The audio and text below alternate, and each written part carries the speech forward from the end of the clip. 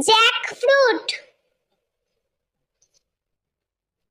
আম, আমকে ইংলিশে বলা হয় ম্যাঙ্গো।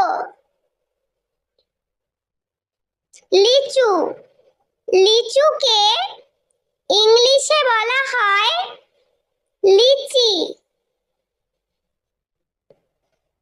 কলা, কলাকে ইংলিশে বলা হয় ব্যানানা।